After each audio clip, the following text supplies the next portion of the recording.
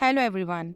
InformationBoxTicket Lifestyles brings you today microbiology instrumentation topic on centrifuge.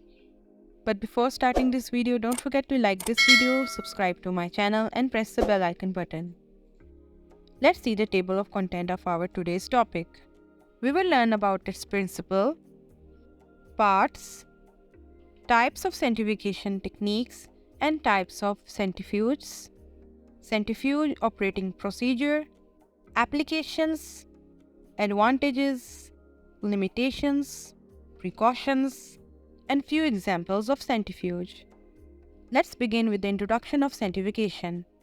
The word centrifugation refers to a technique for separating mixtures that involves rotating and centrifugal force.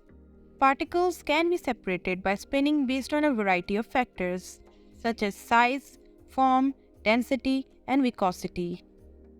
A centrifuge is a laboratory tool used to separate fluids, gases, or liquids depending on their densities.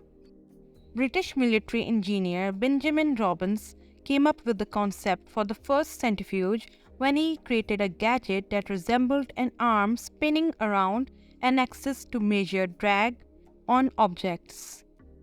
By enhancing this design, the Predent siblings later created the first effective centrifuge to separate milk from cream. Separation is achieved by quickly spinning a receptacle holding material. The centrifugal force pushes heavier elements to the outside of the container. In addition to being used in science and medical studies, centrifuges are used in everyday living. It can be used to purify nucleic acids, viruses, proteins, and intracellular structures. Because of gravity, the centrifuge uses the settling concept. The centrifugation method divides the particulates floating in a liquid medium using a rotating field. These are placed in flasks or containers and are inserted into the motor of the centrifuge. Gravity causes suspended particulates to separate from liquid using sedimentation. The material that is suspended may contain powder or bits that resemble clay. Simple filtering separates particulates smaller than 5 micrometers which begin Brownian motion and do not sediment under gravity from those that are bigger. The central pool can be used to sort these particles. Next is parts of centrifuge. With the following diagram, you will understand centrifuge's typical components. First is motor. The centrifuge's strong core component that generates the spin is the motor. Number 2. Rotor assembly. The rotor component is made up of a motor shaft and a motor. The rotating components are supported by the motor shaft. The rotor head is connected to an engine, which supports the receptacles that hold the tubes containing the centrifuged material. It is a device that transforms electrical energy into kinetic energy. The rotational speed of two motors of varying sizes can be the same. The acceleration of such blades varies with their radii and rotational motion. As a result, the recognized standard measure for rotation speed is relative centrifugal force, RCF. Rotors are classified into three types. First, fixed angle rotors. These rotors, which are used in differential centrifugation, positions the tube at an angle of 14 to 14 degree to a vertical, allowing particles transverse a brief distance while traveling radially outwards. Because the sedimentation orientation is the same as the direction of rotational force, sedimentation occurs at an angle at the side of the tubes. After striking with the valve surface, the pellets, cluster of sediments, fall at the intersection of the base and the valve surface. Next, swinging bucket, horizontal rotors. During acceleration, these rotors, along with the centrifuge tubes, move out to a horizontal position, allowing particles to transfer a greater distance and allowing for simpler extraction of supernatant from pellet. These accumulators are used in density gradient spinning. Third, vertical rotors. These keep the tubes vertical, parallel to the motor axis, and the particles travel shorter lengths with shorter separation times. It is used for isopanic and density gradient separation, but not for pelleting because centrifugal force spreads the pellets out along the full exterior wall of the tube. Number 3. Containers. Various containers such as test tubes, blood bags, cuvettes, centrifuge tubes, and so on are kept in the rotors so that the material spins along with the rotor. Number 4. Control panel. It is used to regulate various factors such as temperature, rotational speed, RCF or RPM, and so on. Number 5. Latch. The latch holds the cover closed when a tube breaks or there are other problems with the centrifuge while it is operating. And lastly, 6. Lid. To avoid accidents, the centrifuge will only spin if the lid is closed and secured. Next is types of centrifugation techniques. There are two kinds of centrifugation techniques. First is preparatory centrifugation. Preparatory spinning is concerned with separation and purifying of biochemically important components such as tissue cells, subcellular structure, membrane vesicles, and other particles. And number 2, analytical centrifugation. Analytical centrifugation is used to describe purified proteins. With the help of this diagram, we will understand these two centrifugation techniques. Number 1. Preparative centrifugation. Preparatory centrifugation is classified into two kinds based on the mixture. Number 1. Differential centrifugation. It sorts elements by form, size, and density. A suspension of particles of various densities or size with sediment at different rates, with bigger and denser particles sedimenting faster. A series of pellets holding cells with a declining sedimentation rate will result from a series of increasing centrifugal force cycles on a cell's suspension. Number 2. Density gradient centrifugation. It sorts particles depending on buoyancy or sedimentational rate. A sample mixture is placed on top of a preformed liquid density gradient such as calcium chloride for DNA bending and isolation of plasmid, nucleoproteins, and viruses, sodium bromide and sodium iodide for lipoprotein fractionation, precol, ficol, metrazamide, dextrane for whole cell separation, and sucrose solution for DNAs, RNAs, and protease separation. Rate zonal and isopanic centrifugation are two kinds of density gradient centrifugation. With the help of this diagram, we will understand rate zonal centrifugation. The sample is placed as a tiny zone on top of a density gradient. Particles move at different rates due to centrifugal force, depending on their bulk. The primary factors of how fast particles settle are size and density. As the particle band drops through the density medium, zones of similar particle size form as a faster sedimenting particles pass the slower ones. Next is isopanic centrifugation. In an isopanic centrifugation, also known as buoyant or equilibrium separation, particles are divided solely based on their mass. The gradient medium must have a greater density than the particles that must be divided. Particles move from an evenly mixed sample and density gradient under the influence of centrifugal force until their densities match those of the surrounding medium. Particles of a certain density settle after spinning until their density matches that of the gradient medium. That is the equilibrium position. Number 2. Analytical centrifugation. Its goal is to gather data to describe the spun sample, sedimentation velocity, viscosity, concentration, etc., identify the relative molecular weight of the solutes, biomolecule purity, detect conformational changes in the protein structure, and so on. Now let's head to the types of centrifuges. First we have benchtop or tabletop centrifuges. Because of their small size, they can be useful in small labs with restricted rooms. These are small and are commonly used in research and hospital labs.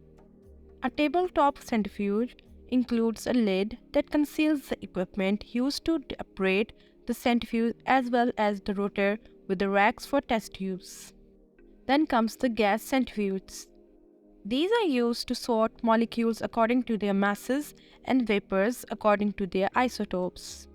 They are specifically used in the isolation and differentiation of uranium-235 and uranium-238. Next comes the hematocrit centrifuge. Hematocrit centrifuges have speeds ranging from 7,000 to 15,000 rpm.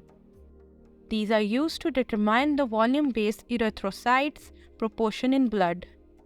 It is used to generate plasma for photometric measurements of newborn blood bilirubin concentrations. Next, microcentrifuge. Because of their compact size, they have a very small dimension and take very little space on the decks. These are commonly used in biological uses and perform well with tiny tubes, up to 2 ml.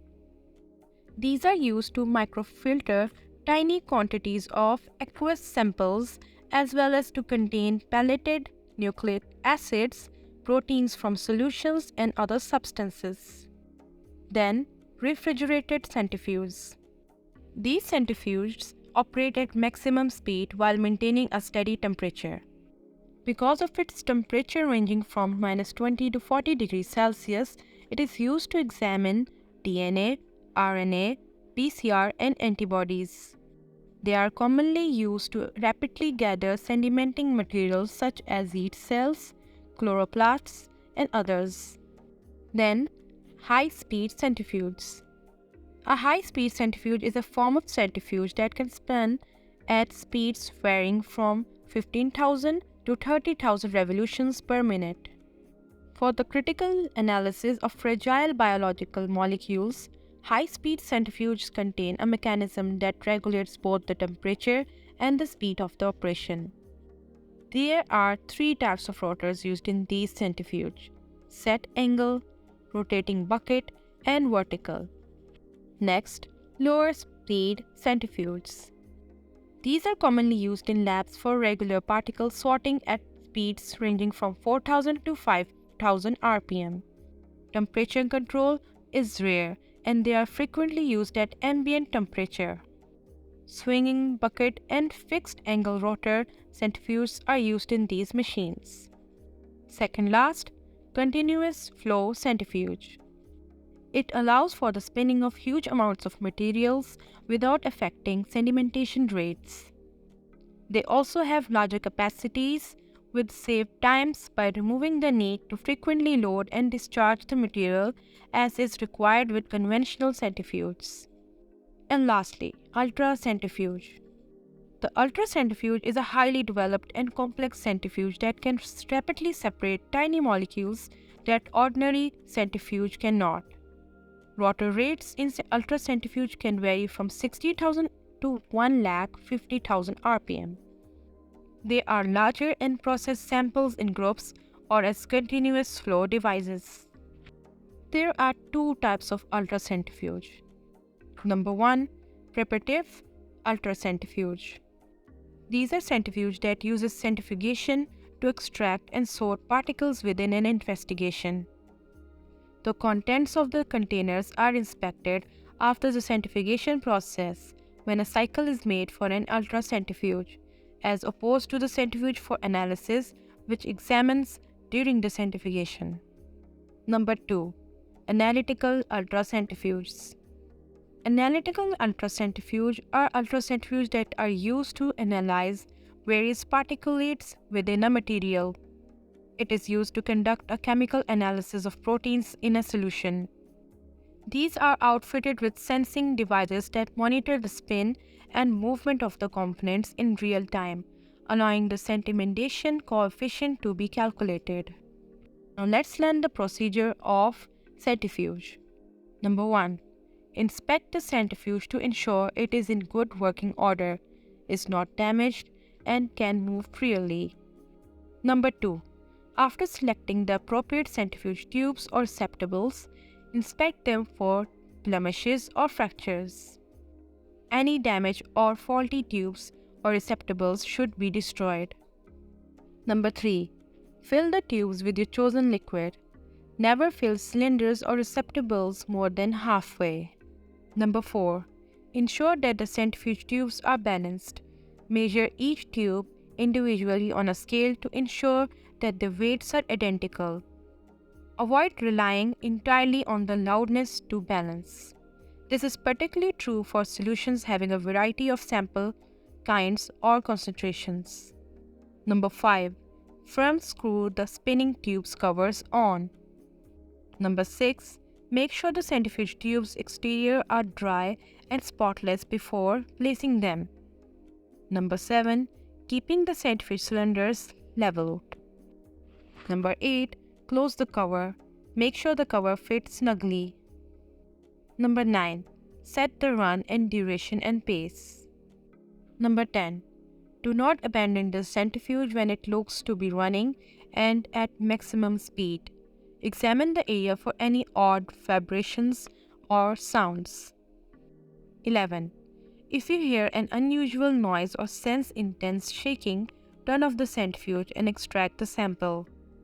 A poorly balanced centrifuge is a common source of this. If the problem persists despite the centrifuge being correctly balanced, do not use it until it has been fixed. Number 12. After the centrifuge has completed its cycle, wait until the rotation stops before removing the cover. Before the centrifuge has ceased rotating, never handle or uncover the lid. Prematurely stopping the machinery may cause mechanical malfunction and harm. Number 13. It is best to wait at least 10 minutes after the spinning has ceased before removing the cover to enable the aerosols released during centrifugation to settle. And lastly, number 14. After the centrifuge has been ceased whirling, samples can be removed. Kindly show your support to this channel by subscribing. Let's head to the applications of centrifuge. Centrifuges are used in chemistry, biology, biochemical, and clinical labs, for example, to measure the sedimentation rates of different blood types. It is also used in the dairy industries. These are used to extract cream, fat from milk, a procedure known as churning. It is also used in water purification. Massive centrifuging devices spun mud and sludge out of the water to create cleaner water. Similarly, in oil platforms, solid matter is separated from newly drilled out petroleum. Furthermore, large rotating wheels are used to mimic a high gravity setting for pilot practice. As a result, these are crucial in aviation and space. Centrifugation is used in the production of biochemical products and bulk medicines, as well as in the medication, biopharmaceutical research. It is used to remove water from vegetables after rinsing it in a salad processor, as well as to separate chalk powder from water. And lastly, it is helpful for isotope separation in nuclear weapon design. Let's come to the advantages of centrifuge. Enclosed action and as a result, a clean look. Rapid startup and termination. Low initial cost to capacity ratio, easy automation and uninterrupted running. Quickly change operating settings. Outstanding work and adaptability. Simple functioning and straightforward implementation. Let's see the limitations of centrifuge. It is extremely challenging to separate light particles with almost no bulk. Regardless of its types, a centrifuge is a highly complex electrical device that requires specialized servicing in the event of a malfunction, making device upkeep extremely difficult and costly. It consumes a lot of energy because it has so many power-hungry functions like temperature regulation and rotor spinning. Centrifuges cause noise disturbance due to their rapid rotation speeds per minute. Because it employs rotations, vibrations are inevitable, causing noise pollution and prohibiting its use in some areas. When the main machinery fails, a backup machine is usually needed to come in. Lastly, polymers are widely used. Let's see the precautions that must be taken. Check that the centrifuge is on a suitable area before beginning the process. While the blade is running, keep the cover closed.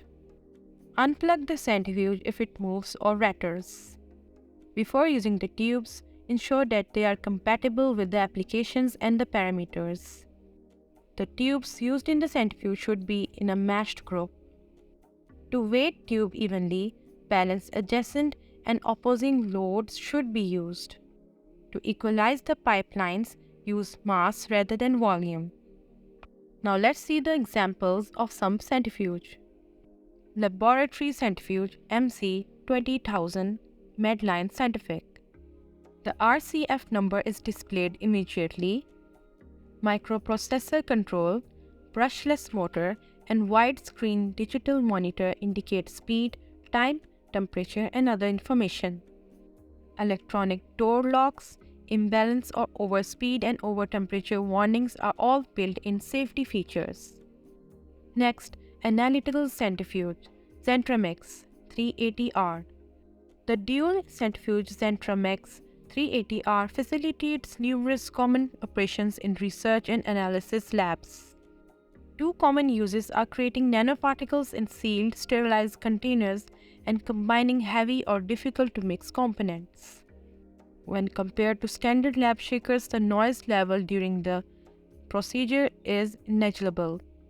Next, laboratory microcentrifuge 5425. The improved cooling system of this ensures optimal separation results and constant cooling at 4 degrees Celsius even when the rotor is running at full speed. The Eppendorf kit rotor F45 1811 kit can centrifuge materials in 18 spins, columns, and 1.5 or 2 ml tubes at a maximum speed of 18,565. Next, laboratory centrifuge per spin 6. Outstanding durability, simple to use, silent operation, design that is small. And lastly, blood bank centrifuge NJ12. Maximum speed 3000 rpm, precision at high speed, little noise, automated oversight of the entire procedure. So that's it for today. Thank you so much for watching till the end. Don't forget to like this video, subscribe to my channel and press the bell icon button. Thank you.